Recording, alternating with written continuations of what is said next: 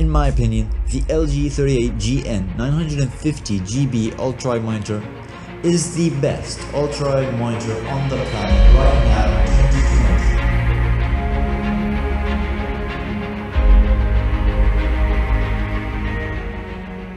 2020. Yes, I even think it's better than the Samsung Odyssey G9.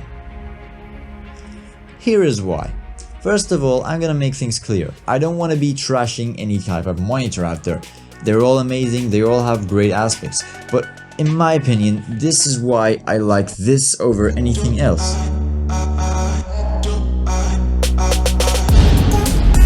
Now that we're in 2020, I want a monitor that can do everything. I don't want a monitor that is only good at gaming and very bad for productivity. As a content creator, I want a monitor that can bring me the best of both worlds. This is where this monitor excels. It is gonna bring you an amazing all-in-one option that is gonna be great for productivity, great for color grading, great for like any type of work that you want to do, and it is also a beast of a gaming monitor.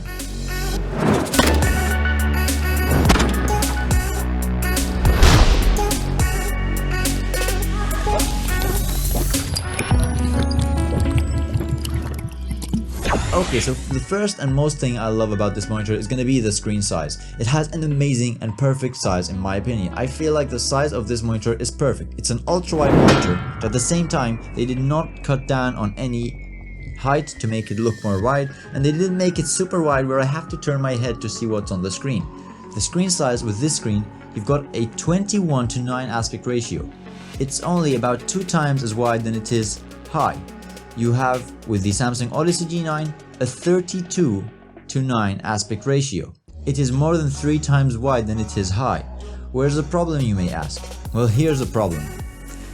The Samsung Odyssey G9 is actually 1.2 inches shorter than this screen, so you're gonna take off about this much off the screen, and then you're just gonna add another 2 screens on both sides, or like you're gonna make it much wider.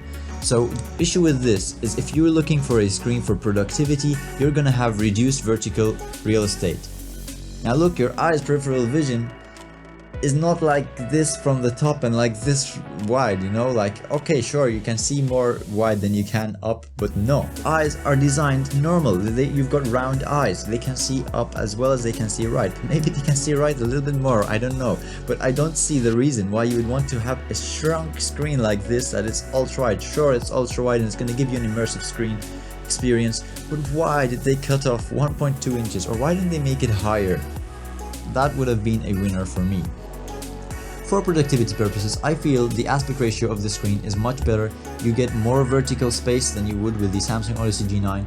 You get an extra 1.2 inches of height, which is going to be great if you care about vertical space on your screen. Where this is going to be helpful is if you're editing videos, or if you are doing multitasking where you're trying to open more than one window at the same time. With this screen you can just easily stack 2 windows or 4 windows, and they're all going to be in your sight of vision. They're all going to be like within your reach of vision. You don't have to turn your head. You can see them all with your peripheral vision. However, with the Samsung Odyssey G9, you're probably going to have to split the 4 screens widthwise or like sideways.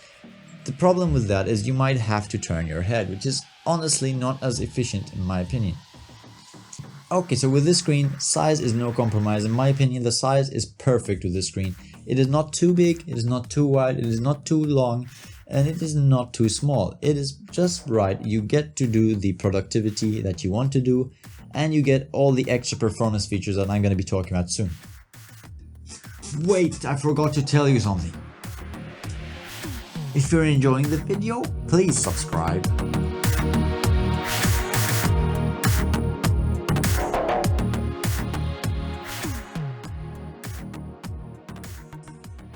So second of all, we have the IPS panel type.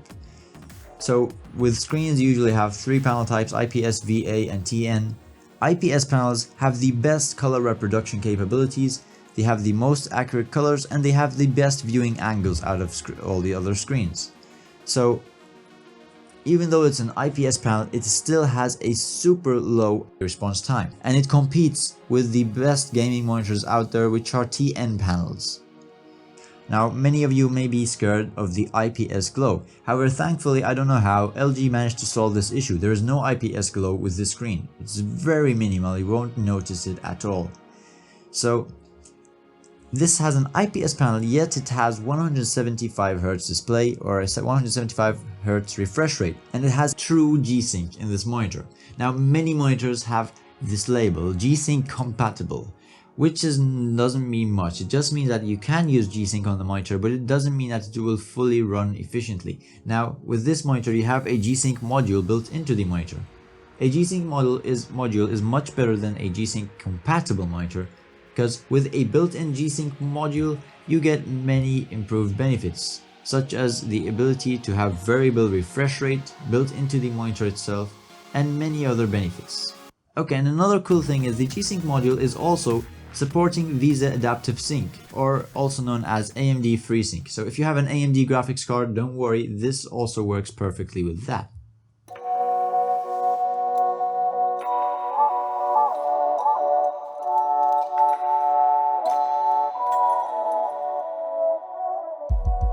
And if you think just because it's an IPS monitor it's gonna lack in response time, no. LG managed to solve this issue. They have amazing response times. On the fastest response time setting, you can get a 1.8 gray to gray millisecond response time.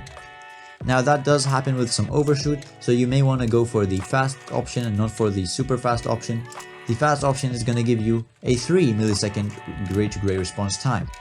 You can easily switch between these settings in the OSD. Just hit the toggle on the screen and you can play with all the options. For the lowest response times, this is definitely an elite performing monitor. Okay, now this is where this monitor shines. Color accuracy. These monitors come factory calibrated from LG. They have amazing colors out of the box. You don't even need to calibrate them. Out of the box, you get a color delta E of 1.8.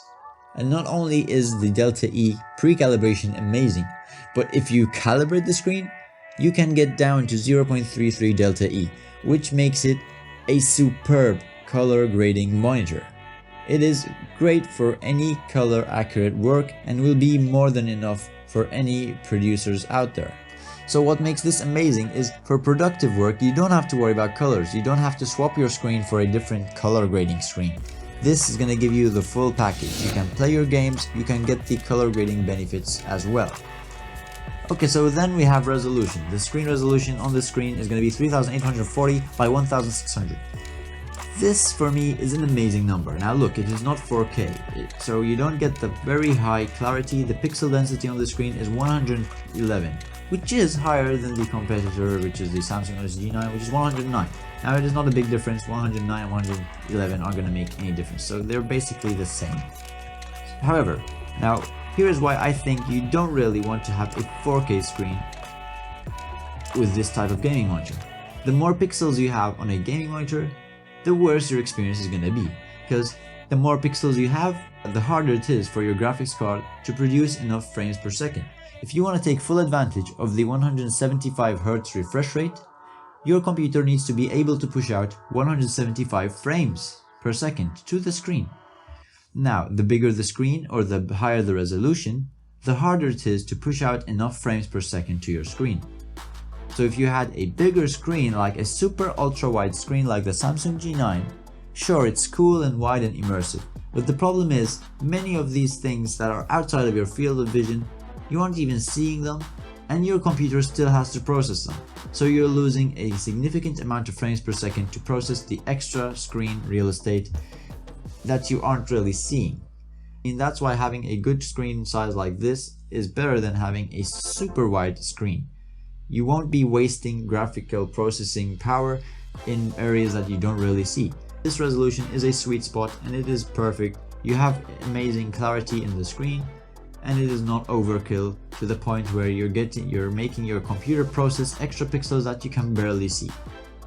Okay, now before we go on, if you are someone that is looking for a productivity monitor and you hate having gamer aesthetics, don't worry, there is a clone basically of this screen with the same screen panel but in a different body. It's called the LG 38WN95CW. This is a more professional looking screen if that is what you want. I'll have the links in the description and you can check them out below. Okay, so now let's talk about the build quality.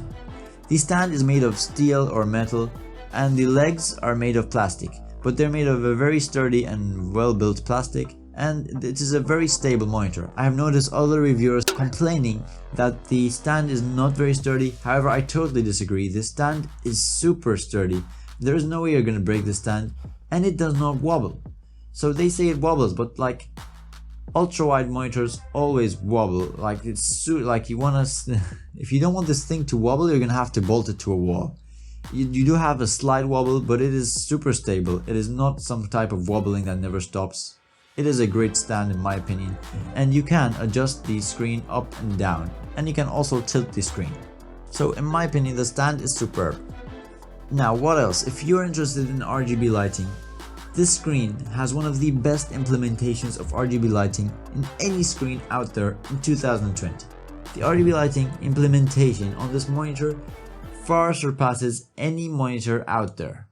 It is super bright, it is super bright, it is also super colorful, and you also have very cool options where you can sync what you're seeing on the screen to the RGB lights for a more immersive experience. And you can also have cycling options, color cycling options, or you can just pick a static color and you can change the intensity and lower it and higher it as you like. Now most of these RGB lighting features are built into the monitor itself, so you can easily switch and change colors using the monitor controls. However, if you want to use the auto sync option or you want to sync the music to your lighting, then you want to download or install the LG Ultra Gear software and install that, and then you're good to go.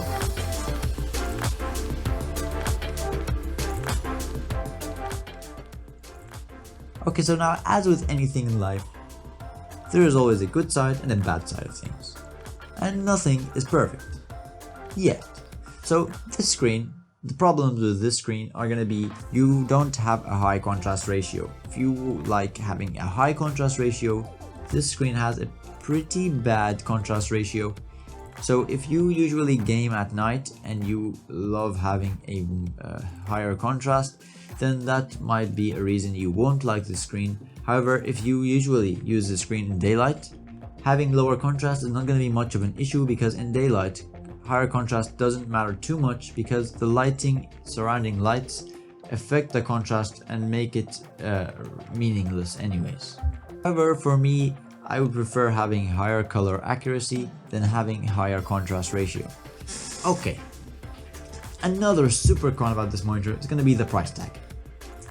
This price tag is very high, mainly because the screen is an all-in-one screen and it tries to achieve all the aspects you want at the same time. So, as with anything in life, most good things come at a high price, sadly. It's a sad fact of life.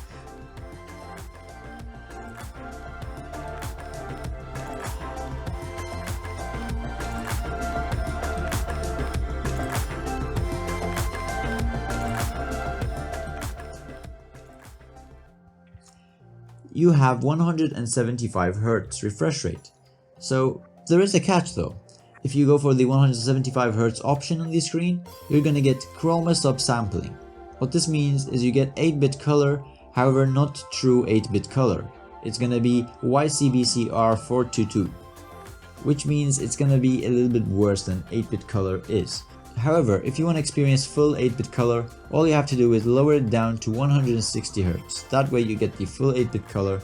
However, honestly, the chroma subsampling issue at 175 Hz is not noticeable by the untrained eye, and most people won't even notice a difference.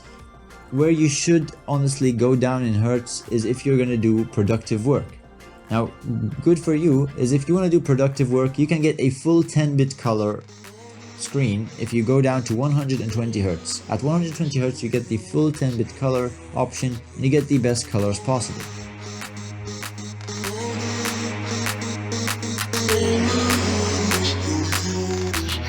A big shout out to RTINGS.com for having an amazing website.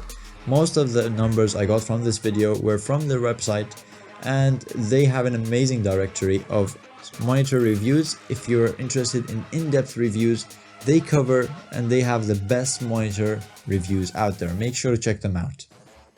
Now, if by any weird chance you maybe possibly you enjoyed this video, if you just did and just enjoyed the video, make sure to show me and subscribe below and like and comment. I would really appreciate that. And if you have any questions, I am ready. Make sure to comment them below. I will try my best to help you out to my best ability.